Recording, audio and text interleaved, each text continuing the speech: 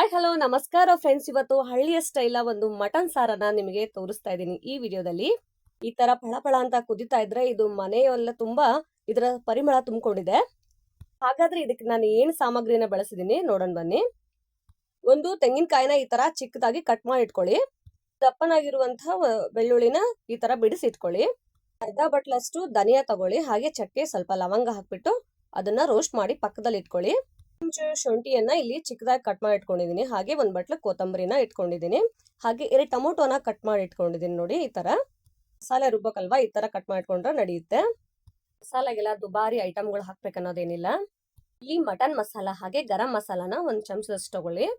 ಇವುಗಳೆಲ್ಲ ನಮ್ಮ ಮನೇಲೆ ಸಿಗ್ತಾವಲ್ವಾ ಫ್ರೆಂಡ್ಸ್, ಹಾಗಾಗಿ ಈಸಿಯಾಗಿ ಮನೇಲೆ ಮಾಡ್ಕೋಬಹುದು. ಮೊದಲು ಇದನ್ನೆಲ್ಲ ನಾವು ಮಿಕ್ಸಿಲಿ ರುಬ್ಕೊಂಡ್ ಬರೋಣ.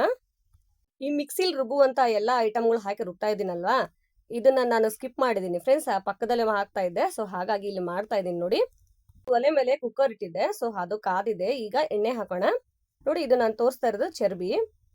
ಇದು ಮಟನ್, 1.5 kg ಇದೆ ಮಟನ್. ಸೊ ಈ ತರ ಎಣ್ಣೆ ಕಾದ್ಮೇಲೆ ಅದಕ್ಕೆ ಚರ್ಬಿನ ಹಾಕೋಣ. ನೋಡಿ, ಅದು ಚೆನ್ನಾಗಿ ಎಣ್ಣೆಯಲ್ಲಿ ಫ್ರೈ ಆಗ್ಬೇಕು ಫ್ರೆಂಡ್ಸ್. ಅದರಲ್ಲಿ ಸಹ ಎಣ್ಣೆ ಅಂಶ ಜಾಸ್ತಿ ಇರುತ್ತೆ. ಸೊ ಅದು ಎಣ್ಣೆಯಲ್ಲಿ ಮಿಕ್ಸ್ ಆಗ್ಬಿಟ್ಟು ಎಣ್ಣೆ ಸ್ವಲ್ಪ ಎಣ್ಣೆನ ನಮಗೆ ಬಿಡುತ್ತೆ. ಸೊ ಹಾಗಾಗಿ ಇದೇ ತರ ಬಾಡಿಸಿ. ಇದರಲ್ಲಿ ಎಣ್ಣೆ ಅಂಶ ಜಾಸ್ತಿ ಇರೋದ್ರಿಂದ ನಮಗೆ ಎಣ್ಣೆಯಲ್ಲಿ ಜಾಸ್ತಿ ಹಾಕೋಷ್ಟು ಸಮಯ ಬೀಳೋದಿಲ್ಲ.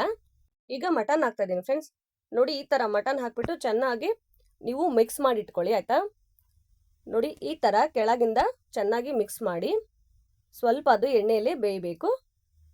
ಸೊ ನೋಡಿ, ಈ ತರ ಎಲ್ಲ ನನ್ನ ವಿಡಿಯೋನ ನೋಡ್ತಾ ಇದ್ದೀರಾ, ತುಂಬು ಹೃದಯ ಧನ್ಯವಾದಗಳು ಫ್ರೆಂಡ್ಸ್ ನಿಮಗೆ. ಸೊ ಈಗ ನಾವು ಅರಿಶಿನ ಪುಡಿಯನ್ನ ಹಾಕೋಣ. ನೋಡಿ, ಹಾಗೆ ಖಾರದ ಪುಡಿ ಕೂಡ ನಾನು ಇಲ್ಲೇ ಸೇರಿಸ್ತಾ ಇದ್ದೀನಿ. ಮಟನ್ಗೆಲ್ಲ ಖಾರದ ಪುಡಿ ಜಾಸ್ತಿ ಆಗಿರಬೇಕು. ಸೊ ಹಾಗಾಗಿ ಖಾರ ನೋಡ್ಕೊಂಡು ಹಾಕಿ. ಉಪ್ಪು ಸಹ ರುಚಿ ತಕ್ಕಷ್ಟು ಹಾಕಿ ಫ್ರೆಂಡ್ಸ್. ನೋಡಿ, ಇದು ಕೂಡ ಚೆನ್ನಾಗಿ ಕಲಿಸ್ಬಿಡೋಣ. ನೋಡಿ, ಈ ತರ ಚೆನ್ನಾಗಿ ಕೆಳಗಿಂದ ಮೇಲೆ ಕಳಿಸಿ. ನೋಡಿ, ಇದಕ್ಕೆ ನಾನು ಕುಕ್ಕರ್ ಮುಚ್ಚಳನ ಮುಚ್ಚಿಬಿಟ್ಟು 2 ರಿಂದ 3 ವಿಜಲನ್ನ ಕೂಗಿಸ್ತೀನಿ. ನೋಡಿ ಫ್ರೆಂಡ್ಸ್, ಇದೀಗಾಗಿದೆ. ಅರ್ಧಂಬರ್ಧ ಕುಕ್ಕರ್ ಅಲ್ಲೇ ಬೆಂದಿರುತ್ತಲ್ವಾ, ಇದನ್ನ ನಾವು ಇನ್ನೊಂದು ಪಾತ್ರೆಗೆ ಹಾಕೊಳ್ಳೋಣ.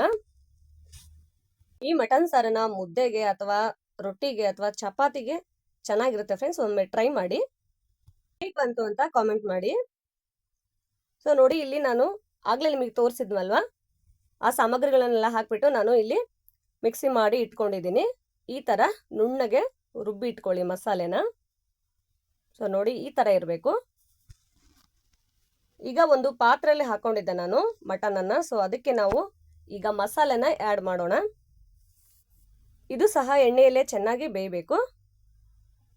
ಮಸಾಲೆ ಎಣ್ಣೆಯಲ್ಲಿ ಬೆಂದಷ್ಟು ಚೆನ್ನಾಗಿ ಇದು ರುಚಿ ಬರುತ್ತೆ ಫ್ರೆಂಡ್ಸ್. ಹಾಗಾಗಿ ನಾನು ಈ ರೆಸಿಪಿ ಬಗ್ಗೆ ನಿಮ್ಗೆ ಹೇಳ್ಬೇಕಾದ್ರೆ ಸ್ವಲ್ಪ ತಪ್ಪುಗಳಾದ್ರೆ ಕ್ಷಮಿಸಿ. ಇದೇ ಸಮಯದಲ್ಲಿ ನಮಗೆ ಎಷ್ಟು ಗ್ರೇವಿ ಬೇಕಂತ ನೋಡ್ಬಿಟ್ಟು ನಾವು ನೀರನ್ನು ಹಾಕೊಂಡು ಅದಕ್ಕೆ ಆ್ಯಡ್ ಮಾಡೋಣ. ನೋಡಿ, ಈ ತರ ಲಾಸ್ಟ್ ಅಲ್ಲಿ ನಾವು ಗರಂ ಮಸಾಲ ಹಾಗೆ ಮಟನ್ ಮಸಾಲ ಎತ್ತಿಟ್ಕೊಂಡಿದ್ವಲ್ವಾ, ಅದನ್ನ ಇಲ್ಲಿ ಸೇರಿಸ್ಕೊಳ್ಳೋಣ ಫ್ರೆಂಡ್ಸ್. ನೋಡಿ, ಈ ತರ ಲಾಸ್ಟ್ ಅಲ್ಲೇ ಹಾಕಿ. ಎಣ್ಣೆಯಲ್ಲಿ ಹಾಕಿದ್ರೆ ಅದು ತಳಕ್ಕೆ ಹಿಡಿದು ಬಿಡುತ್ತೆ, ಹಾಗಾಗಿ. ಸೊ ನೋಡಿ, ಈ ತರ ಚೆನ್ನಾಗಿ ಕಲಿಸ್ಬಿಡಿ. ಇಲ್ಲಿ ಒಂದು ಸ್ವಲ್ಪ ಕುದ್ರೆ ಸಾಕು ಫ್ರೆಂಡ್ಸ್. ಚೆನ್ನಾಗಿ ಇದು ಎಲ್ಲ ಕುದ್ದಿರುತ್ತೆ. ನೋಡಿ, ಈ ತರ ಮಟನ್ ಸಾರು ಸೂಪರ್ ಆಗಿರುತ್ತೆ. ಹಾಗೆ ಸ್ಮೂತ್ ಆಗಿರುತ್ತೆ ಮಟನ್ ಕೂಡ. ಒಮ್ಮೆ ಟ್ರೈ ಮಾಡಿ. ಹಾಗೆ ಹೇಗೆ ಬಂತು ರೆಸಿಪಿ ಅಂತ ನನಗೆ ಕಾಮೆಂಟ್ ಮಾಡಿ ಫ್ರೆಂಡ್ಸ್.